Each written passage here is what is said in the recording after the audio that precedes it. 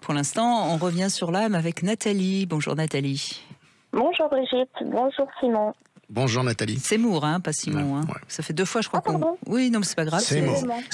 C'est l'information qui a du mal passer. Seymour, Bruxelles, qui n'est pas d'origine belge. Alors, qu'est-ce que vous avez à nous en dire, vous, Nathalie? Qu'est-ce que vous diriez? Alors, pour moi, parce que je pense qu'on est tous avec une belle âme. On a tous, et ce que je comprends pas, c'est comment une personne qui naît avec une belle âme, après, elle donne son âme au diable. Seymour, peut-être que vous avez envie de répondre à Nathalie. Oui, bien sûr, oui, tout à fait. Écoutez, c'est le sujet de l'emprise du mental sur la condition humaine.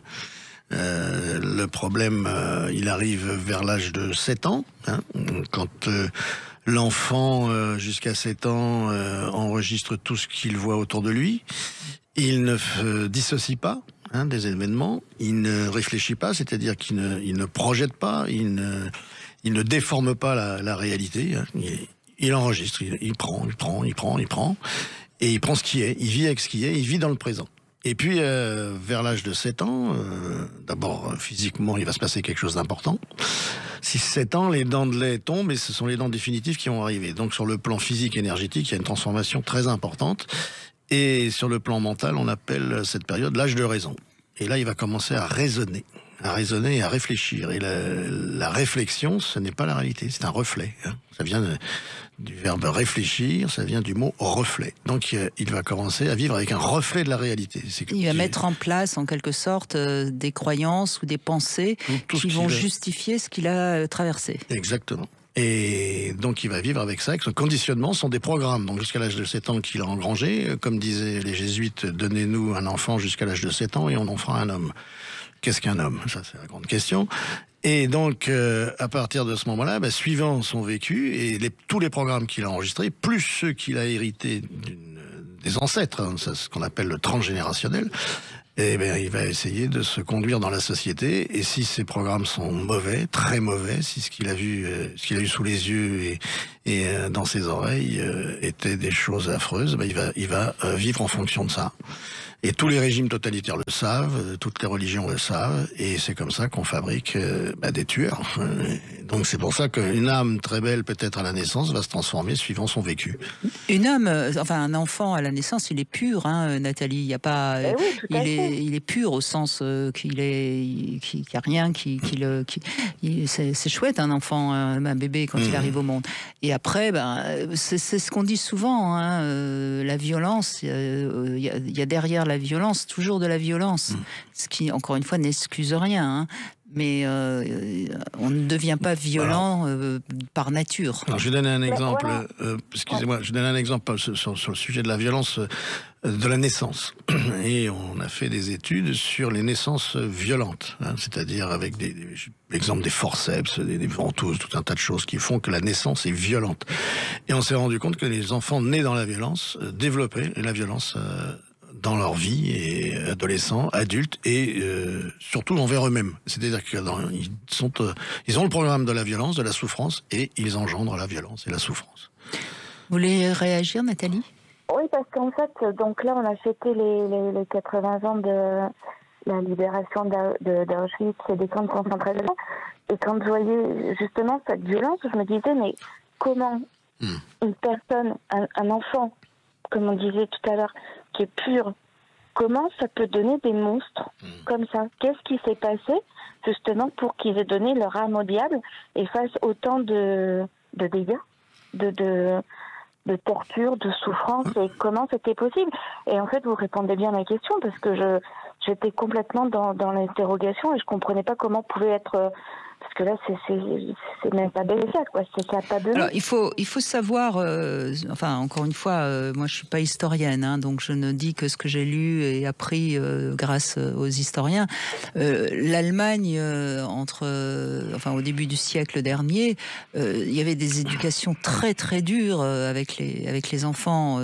C'était vraiment une discipline de fer, et donc ce peuple allemand était tellement dressé à obéir et à subir, qu'on peut comprendre, encore une fois, ça explique un peu mieux comment le nazisme a pu prendre une telle ampleur dans un pays comme l'Allemagne, vous voyez. Alors c'est pas toute l'Allemagne, c'est pas tout le peuple allemand. Bien sûr que mais non. Il y avait une minorité de personnes qui adhéraient et qui étaient éduquées. J'ai parlé tout à l'heure donc de conditionnement, d'éducation, d'endoctrinement. Dressées même, on pourrait dire. Exactement. Et formées à la haine de l'autre quand on veut. Ça c'est un système ancien qui date de très longtemps. Quand on veut réunir un peuple, il suffit de lui trouver un ennemi commun. Voilà, c'est l'autre. L'autre, c'est le méchant. Le fameux bouc émissaire. Voilà. Et donc, voilà, là, c'était clair. Et l'autre, c'est le méchant, c'est lui. À cause de lui que tout s'écroule, que tous les maux sont là dans notre société. Et il faut savoir que là, ça a explosé avec la crise économique. Il y a 29 et 36 en Europe. Et là, donc, l'ennemi, on sait qui c'est, on sait où il est, et c'est lui qu'il faut détruire. C'est facile d'emmener un peuple de débiles mentaux au massacre. D'accord. Et puis il faut pas oublier que à la fin de la guerre 14-18, on a quand même le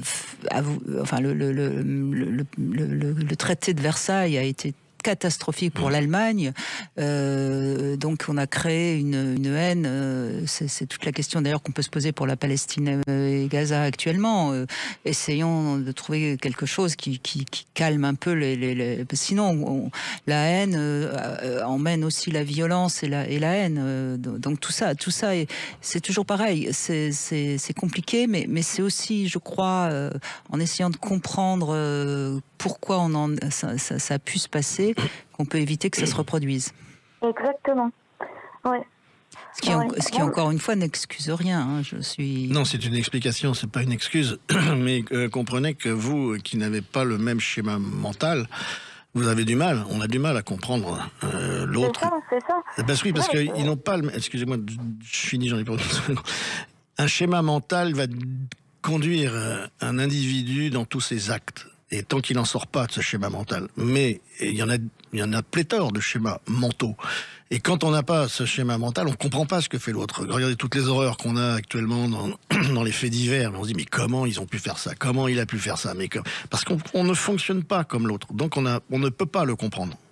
Vous avez, j'imagine, Nathalie, une conscience de ce que c'est qu'une vie humaine. Donc pour vous, c'est impensable de tuer quelqu'un pour un portable ou je ne sais quoi, mais parce que c'est impensable pour vous. Mais quand on n'a pas notion de ce que c'est la vie humaine, ça n'a pas de sens, vous voyez. Oui, mais il a forcément eu à un moment une déviation.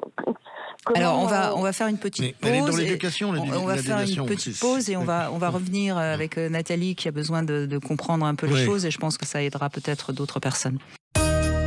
14h-16h, Brigitte Lahaie, Sud Radio.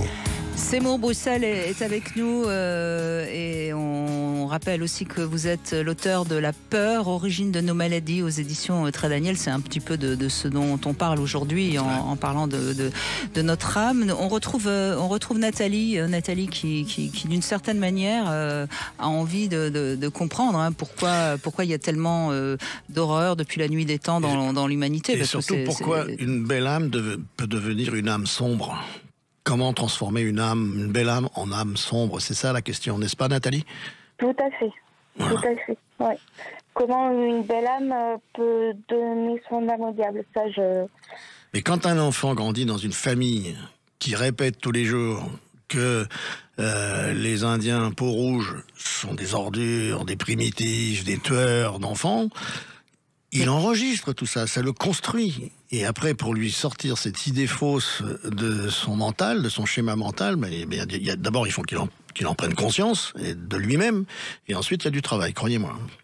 Pour prendre un exemple encore plus simple, si vous avez une maman qui vous dit attention, les chiens, ne va pas caresser. Moi j'ai des très grands chiens, donc j'entends ça souvent. Attention, j'entends des mamans qui disent non, attention, c'est un chien, c'est méchant. L'enfant, tous les chiens sont méchants. Il a intégré que le chien était méchant. Vous êtes d'accord avec ça, Nathalie? Oui, méchants. Voilà. Bon, alors c'est pas. Petits chiens méchants. Ouais. Donc c'est pas très grave parce que ce sont des chiens et puis on n'est pas obligé de ça le protège. Il y a des chiens méchants quand même. Et en plus il y a des chiens méchants. Bon, bref. Donc voyez bien comment les choses pour un enfant s'inscrivent. Et ensuite, et c'est là où quand même il faut être positif, ensuite on a, quand on devient adolescent, la possibilité de commencer à se positionner comme ses parents ou contre ses parents. Ouais. Et donc on peut commencer à réfléchir un petit peu à ce que nous ont dit nos parents, à notre culture, et voir si on suit le même schéma ou si et puis parfois on suit le même schéma bien que ce soit pas tout à fait le nôtre, et puis il nous arrive un accident et puis là on prend conscience tout d'un coup que peut-être on n'est pas sur la bonne voie. Vous voyez comment tout ça mais on ne peut se réveiller, si je puis dire, que s'il se passe quelque chose ou si on entend quelque chose. Et peut-être que grâce à votre témoignage aujourd'hui, il y a des personnes qui nous écoutent et tout d'un coup vont se dire bah non, les chiens sont peut-être pas tous méchants. Oui. Ah ben, c'est tout ce que je demande, que on soit tous bienveillants les uns avec. Bon, après, je suis peut-être utopiste, hein, mais qu'on soit tous bienveillants. La vie est courte et faire. Mais Nathalie, moi, je vais être sincère avec vous. Moi, j'ai de temps en temps des très mauvaises pensées. Hein. Oui, mais c'est pas. Mais je passe pas à l'acte. La majorité de votre temps. Mais je passe pas à l'acte. Vous voyez, c'est voilà. Toute la différence. Mais c'est important quand même d'être conscient qu'on a des mauvaises pensées. Ah, mais on a tous, même si on parce que pour moi vous êtes une belle âme, mais on a tous, même si on a une belle âme, on a tous un côté sombre. Oui. C'est ça. Il faut avoir conscience qu'on a quand même aussi, parce qu'on est des êtres humains. Voilà. Ouais. Et donc on a forcément, quand on était tout bébé, été agacé parce que notre maman elle nous a pas donné de biberon tout de suite quand on avait faim. Vous voyez, il y a tout ça qui s'est. Là, je suis encore. Quand on me donne pas mon biberon, je suis méchant. Oui, je peux préciser que Seymour est un grand gourmand et il peut être très agacé quand on le sert pas tout de suite et quand on est au restaurant. Mais voyez, c'est pour ça qu'il faut à la fois il faut être indulgent, rester tolérant et en même temps, en effet, essayer d'éveiller les gens autour de nous, chacun fait sa part et puis on pourra peut-être un jour espérer que l'humanité sera meilleure. Communiquer aussi, parce que je pense qu'en communiquant ou en essayant de découvrir les gens, ça nous permet de ne pas rester avec des a priori qui sont peut-être faux. Et en communiquant et en s'interrogeant sur l'autre, on peut peut-être voir aussi qu'on s'est trompé et donc réviser nos façons de voir les choses. Oui, bien sûr. Quand quelqu'un nous dit quelque chose qui nous agresse, c'est peut-être pas pour nous agresser, c'est peut-être parce qu'on l'a mal pris. Bien sûr. Qui s'est mal réveillé. Mais gardons surtout, en conclusion, un libre arbitre. Arrêtons de gober tout ce qu'on nous raconte, de croire que tout est vrai parce que ça passe dans un écran. Vous voyez ce que je veux dire ? Et aujourd'hui, plus que dans l'histoire de l'humanité, plus que jamais, grâce ou à cause plutôt des écrans, la majorité des gens pensent que tout ce qui passe par l'écran, c'est vrai. Eh ben non, il faut garder son libre arbitre, il faut garder sa réflexion, son intelligence personnelle et son instinct, son intuition. Il est en train de me raconter des trucs, mais il n'y a rien de pire que de dire, on va pas se mentir. Non, t'as intérêt à pas me mentir. J'adore ce genre d'expression. On va pas se mentir. Je veux dire, non. Là, il faut vraiment rester vigilant sur tout ce qu'on nous raconte et aujourd'hui, on nous en raconte. Hein. Ouh là là. On a pas fini, je pense. Merci Nathalie, en tout cas.